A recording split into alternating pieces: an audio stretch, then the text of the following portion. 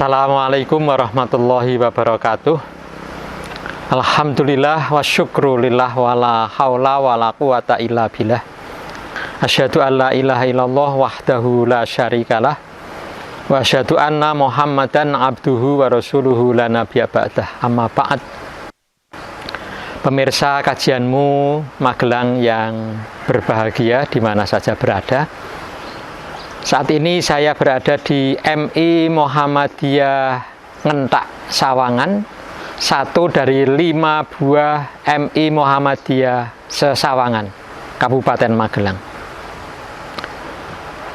Pada kesempatan kajian sehatmu, sejarah hebat tokoh Muhammadiyah kali ini, kita akan mengangkat tentang Kiai Haji Muhammad Yunus Anis, seorang yang sering disebut sebagai arsip persyarikatan karena panjangnya masa beliau berbakti di Muhammadiyah. Ya, kita ketahui bahwa Kiai Haji Muhammad Yunus Anis itu sudah mulai berbakti di Muhammadiyah ketika beliau usia relatif masih muda, yaitu usia 34 tahun. Dan kemudian berlanjut sampai dengan beliau wafat itu nyaris seluruhnya itu berada di Persyarikatan Muhammadiyah.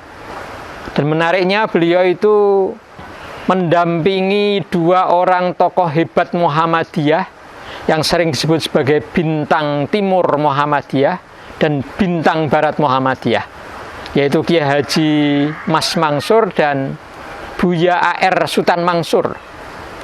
Nah, secara singkat, kali ini kita akan berbincang tentang 5 fakta sejarah Kiai Haji Muhammad Yunus Anis yang hidup sejak tahun 1903 sampai dengan 1979. Fakta yang pertama, beliau sebagai anak panah Muhammadiyah. Ini hal yang cukup menarik karena pada awal mula Muhammadiyah dulu itu ada program namanya Anak Panah Muhammadiyah. Siapapun boleh masuk di dalamnya dan tugasnya adalah memasyarakatkan Muhammadiyah, merintis Muhammadiyah di masing-masing wilayah daerah yang dia ditetapkan itu. Nah, seorang Yunus Anis juga sewaktu remaja setelah beliau lulus dari Sekolah Dasar Muhammadiyah di Jogja dan kemudian melanjutkan di yayasan milik kolega dari Kiai Haji Ahmad Dahlan, yaitu Syekh Ahmad Surkati, yaitu Yayasan Al-Atas dan Yayasan Al-Irsyad di Jakarta. Beliau kemudian sungguh-sungguh untuk menjadi mubaligh dan beliau kemudian mendaftarkan diri menjadi anak panah Muhammadiyah. Nah, ketika beliau menjadi anak panah Muhammadiyah itu beliau bertugas di 2 tempat. Yang pertama di Kudus dan yang kedua di Bondowoso. Nah, tugas anak Muhammadiyah adalah bertabligh, merintis Muhammadiyah di wilayah itu. Dan itu menarik sekali pada beliau yang mungkin suka petualangan. Dan itu beliau lakukan sampai dengan ketika beliau menjadi pimpinan pusat Muhammadiyah, sempat juga seolah-olah menjadikan beliau kemudian menjadi anak panah Muhammadiyah dengan ikut serta merintis pimpinan cabang Muhammadiyah di Sigli, Aceh, Padang Panjang, Sumatera Barat, Makassar, juga Alabiu, Kalimantan Selatan. Ini menarik. Dan yang menjadi anak panah Muhammadiyah tidak sekadar beliau cukup, tapi juga orang-orang lain, termasuk berikutnya program yang disatukan dengan alumni mu'alimin, alumni mu'alimah, dan lain-lain. Yang akhirnya akan menjadi kemudian anak panah Muhammadiyah yang berada di pelosok-pelosok, merintis Muhammadiyah. Mereka betul-betul berjuang tanpa kepentingan pribadi, tapi kemudian dengan kerangka organisasi mereka kemudian mendakwahkan Muhammadiyah di mana saja berada. Ya, kemudian fakta yang kedua, beliau memulainya dari pimpinan cabang Batavia, Muhammadiyah Batavia. Nah, pada usia 21 tahun beliau pada tahun 1924 beliau memulai dari pimpinan cabang Muhammadiyah Batavia Jakarta. Beliau aktif dan kemudian beliau dikenal oleh koleganya, oleh teman-temannya sebagai orang yang pintar administrasi dan memahami betul tentang gerakan kepemudaan. Sehingga dengan semacam itu kemudian beliau merintis kepercayaan itu di Muhammadiyah lewat pimpinan cabang Muhammadiyah Batavia. Dan itu yang kemudian beliau ikut serta kegiatan sewaktu ada muktamar. Muktamar berikutnya, maka mau tidak mau beliau karena mengatasnamakan Muhammadiyah dari Batavia punya posisi banding yang menjadikan beliau akhirnya kemudian bisa masuk dan diterima, lebih-lebih karena kepakaran beliau kaitannya dengan masalah administrasi, masalah organisasi, dan masalah kepemudaan. Sehingga ketika ada kongres di Jogja, ketika yang tampil pada waktu itu ketua umumnya adalah Kiai Haji Mas Mansur, beliau kemudian dikandidatkan sebagai calon sekretaris umum pimpinan pusat Muhammadiyah, atau pada saat itu namanya Hofbestur Muhammadiyah.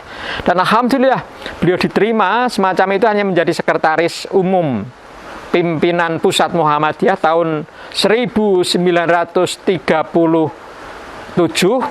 sampai dengan kemudian lengsernya Kiai Haji Mas Mansur.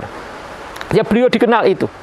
Dan kemudian setelah itu dari muktamar ke muktamar beliau dikenal sebagai orang Muhammadiyah, dan pimpinan pusat ikut saja di mana-mana sampai dengan kemudian beliau menjadi sekretaris umum kembali ketika ketuanya yaitu Buya A.R. Sultan Mansur yang lebih dikenal sebagai Bintang Barat Muhammadiyah, dan beliau menjadi sekretarisnya. Dan itu yang menjadikan kemudian tahun 54 sampai dengan 59 beliau menjadi sekretaris pimpinan pusat Muhammadiyah. Akhirnya pada tahun 1959 tak sampai dengan 1962 beliau sendiri yang didaulat oleh Muktamirin pada waktu itu, beliau menjadi ketua umum Muhammadiyah. Dan ini menandakan bahwa beliau ya dengan sungguh-sungguh mengabdikan dirinya di Muhammadiyah. Ini perjalanan kemuhammadiyahan dari seorang Kiai Haji Yunus Anis.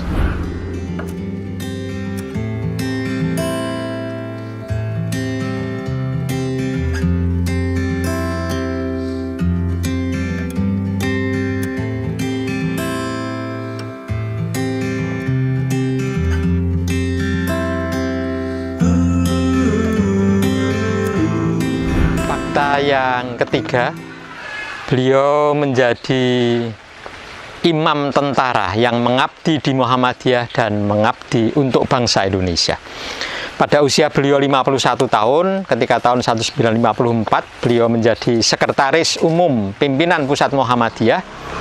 Beliau ditawari oleh Kepala Staf Angkatan Darat Republik Indonesia saat itu, yaitu Bapak A.H. Nasution, untuk menjadi kepala Pusroh, Pusat Rohani Angkatan Darat Republik Indonesia.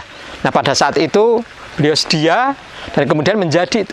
Mengapa kok tidak penawaran itu kepada beliau? Karena beliau dikenal sebagai komandan yang bagus sewaktu dulu aktif di PETA, pembela tanah air sewaktu zaman Jepang. Nah, karena itu beliau kemudian ditawari. Dan alhamdulillah beliau sedia untuk itu, sehingga pengabdian beliau sepenuhnya juga untuk Muhammadiyah, tapi sepenuhnya juga beliau untuk bangsa Indonesia. Nah, dengan semacam itu maka Yunus Anis, seorang Yunus Anis yang menjadi sekretaris umum pada waktu itu, juga sempat untuk menuliskan buku sampai dengan 13 buah buku yang beliau tulis.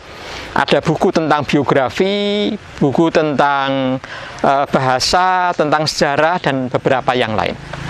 Kemudian fakta yang keempat, pada tahun 1962 ketika Muhammadiyah berulang tahun setengah abad, muktamar saat itu di Jakarta itu disahkan sebuah dokumen resmi persyarikatan, yaitu kepribadian Muhammadiyah. Nah, ini menarik karena zaman saat itu dirasa penting sekali untuk merumuskan bagaimana kepribadian Muhammadiyah yang terdiri dari 3 hal, yaitu dasar gerakan amal usaha Muhammadiyah, Yang kedua, pedoman amal usaha dan perjuangan Muhammadiyah, serta yang ketiga, sifat Muhammadiyah. 3 hal itu yang alhamdulillah sempat dirumuskan oleh sebuah tim yang ada 6 orang, diketuai oleh seorang Kiai Haji Fakih Usman, itu ketuanya. Kemudian ada Kiai Haji Muhwardan, ada Kiai Haji Farid Ma'ruf, ada Pak Jindar Tamimi, kemudian Jarnawi Hadi Kusumo, serta Profesor Kasman Singodimedjo. 6 orang ini yang berhasil merumuskan adanya kepribadian Muhammadiyah yang disahkan dalam Muktamar Setengah Abad Muhammadiyah yang ke-35 di Jakarta tahun 1962. Kemudian fakta yang terakhir, fakta yang kelima, ketokohan dan peran bagi bangsa dan persyarikatan. Nah, Kiai Haji Muhammad Yunus Anis ini masuk, dan kemudian karena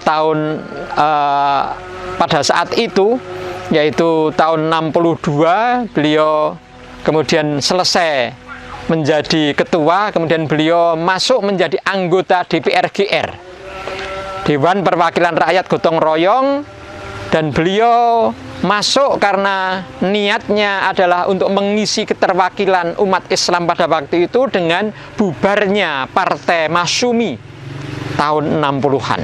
Nah, semacam itu. Beliau sempat dikecam, tapi beliau mengatakan ini untuk politik jangka panjang umat Islam Indonesia, termasuk Muhammadiyah di dalamnya. Yang kedua, bagi Muhammadiyah sendiri yang paling tampak, beliau itu menjadi arsip Muhammadiyah. Beliau karena tahu betul seluk-beluk perjalanan Muhammadiyah sejak zaman Belanda, zaman Jepang, zaman perjuangan, zaman kemudian kemerdekaan itu zaman Orde Lama sampai dengan zaman Orde Baru. Beliau tahu betul sejarah Muhammadiyah seluk-beluknya, sehingga beliau disebut sebagai arsip Muhammadiyah. Dan karena kesenangan beliau itu mengambil gambar, foto, dan lain-lain, juga arsip-arsip yang lain, beliau paling seorang pimpinan pusat Muhammadiyah yang paling lengkap arsip kemuhammadiyahannya. Sehingga tampak sekali beliau perannya baik bagi bangsa Indonesia maupun bagi Muhammadiyah.